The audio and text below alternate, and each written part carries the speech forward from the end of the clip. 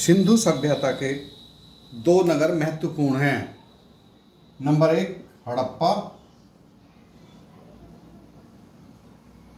और नंबर 2 मोहनजोदड़ो।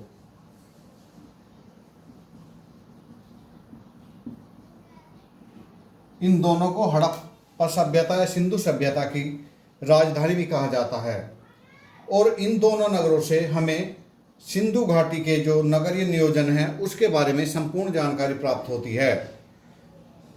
मोहनजोदड़ो का इसमें विशेष स्थान है क्योंकि हड़प्पा के बहुत सारे अवशेषों को ईंट चोरों ने नष्ट कर दिया है, परंतु मोहनजोदड़ो के सभी अवशेष हमें सुरक्षित अवस्था में प्राप्त होते हैं। मोहनजोदड़ो पाकिस्तान में स्थित है और इसका सिंधी भाषा में अर्थ होता है मृतकों का टीला।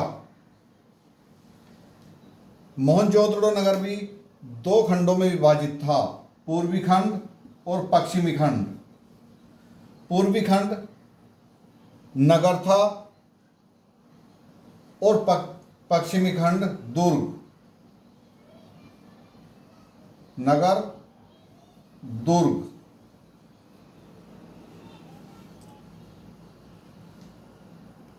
नगर में जो प्राचीर से युक्त था, बुर्ज बने थे प्राचीर पर, स्थान पर द्वार बने हुए थे प्रवेश के लिए और ये एक सुनियोजित तरीके से बसाया गया नगर था। यह नगर 5 किलोमीटर के दायरे में बसा हुआ था। मोहनजोदड़ो क्षेत्रफल अगर इसे माने लगभग 5 किलोमीटर का क्षेत्रफल था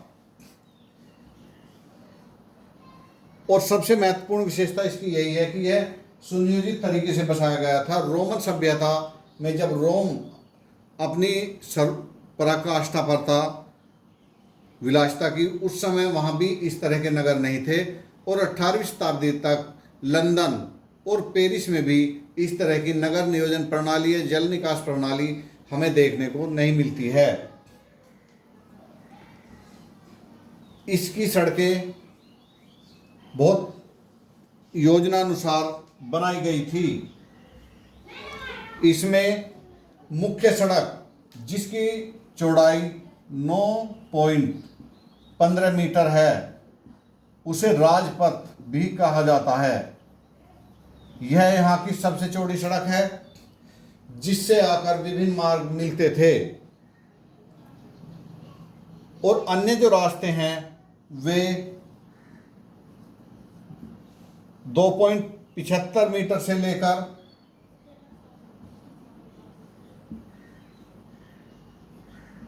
66 मीटर तक की चौड़ाई है और गलियों की चौड़ाई 1.80 मीटर की होती थी, यानी कि इससे छोटी कोई गली नहीं होती थी। ये रास्ते एक दूसरे को समकोण पर काटते थे, यानी कि ऐसे आते थे और ऐसे काटते थे। सड़कें मिट्टी की बनी हुई थी और उसकी सफाई की विशेष व्यवस्था की गई थी। स्थान स्थान पर मेन होल या गड्ढे बनाए गए थे या कूड़ेदान रखे गए थे जहां पर कूड़ा करकट इकट्ठा किया जाता था। एक सड़क के दोनों ओर चबूतरे बनाए गए हैं, शायद यहाँ पर व्यापारी अपना सामान रखकर बेचते थे या पैंठ आदि लगती थी। इस नगर की नालियों की भी बहुत महत्वपूर्ण विशेषता है। इस नगर में सभी मकान सड़कों के किनारे बने हुए थे। मकानों में कमरे, स्नान गृह, शौचालय,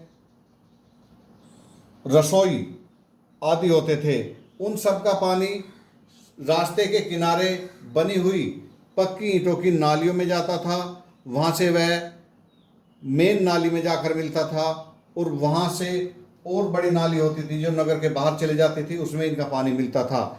इन नालियों की सफाई के लिए भी विशेष प्रबंध किए गए थे। इन नालियों में स्थान स्थान पर मेन होल बनाए गए थे जहाँ कूड़ा करकट इकट्ठा होता था। इसके बाद बड़ी नालियों में भी स्थान स्थान पर मेन होल बनाए गए थे जहाँ से कूड़ा करकट निकाला जाता था।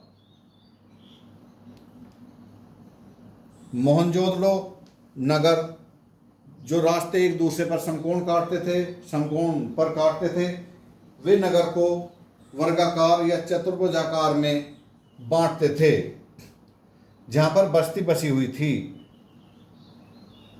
इस नगर की महत्वपूर्ण विशेषता यह है कि यह अपनी संपूर्णता लिए हुए है, क्योंकि इस नगर में पश्चिम में जो दुर्ग है उसमें स्नानागृह,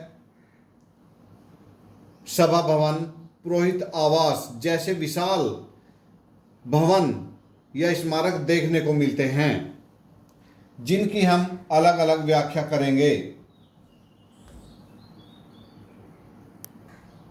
दुर्ग के अंदर स्मारकों में स्नानागार सबसे महत्वपूर्ण है। यह स्नानागार विश्व में किसी और सभ्यता में नहीं मिलता है। जॉन मार्शल ने इसे आश्चर्यजनक निर्माण बताया है। इस स्नानागार की नाप उत्तर से दक्षिण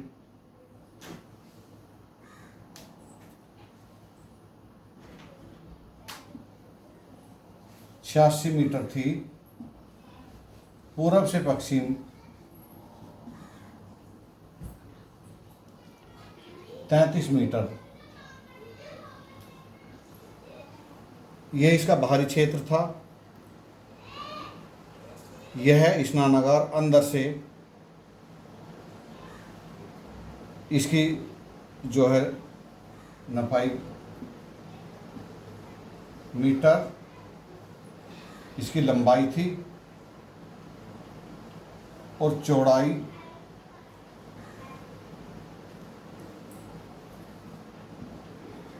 0.1 मीटर की चौड़ाई थी। इसके उत्तर और दक्षिण में सीढ़ियां बनी थी,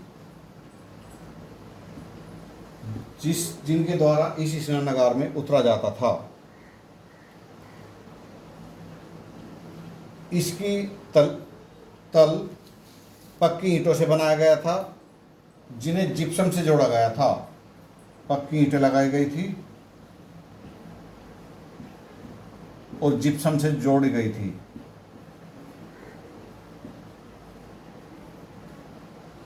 इस स्नानागार की गहराई 8 फीट थी।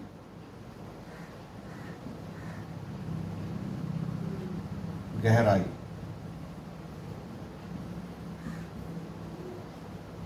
इस स्नानागार के बाहरी क्षेत्र पर बिटुमिन्स का प्लास्टर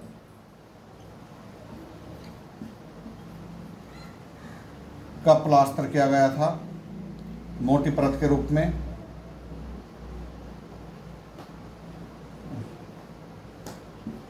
का प्लास्टर जो इसे सुदृढ़ता प्रदान करता था। इसके 3 और कमरे बनाए गए थे। पहले बरामदा था, उसके अंदर कमरे और गैलरियां थी। एक कमरे में कुआं मिला है। संभवतः इस कुएं के द्वारा इस स्नानागार में पानी भरा जाता था। दक्षिण पश्चिम में एक नाली मिली है और उससे यह अनुमान लगाया जाता है कि उस नाली के द्वारा इसका पानी खाली किया जाता था, यानी कि उसका पानी निकाला जाता था। इन कमरों में प्रत्येक कमरे में सीढ़ियां भी हैं। शायद दूसरी मंजिल पर भी मकान बनाए गए थे। इसके उत्तर में छोटे छोटे स्नानागार भी पाए जाते हैं। इससे ऐसा अनुमान लगाया जाता है कि यह वृहद स्नानागार तो आम जनता के लिए था और छोटे छोटे स्नानागार राज परिवार से के लोग जो थे उनके लिए रखे गए होंगे। इसके साथ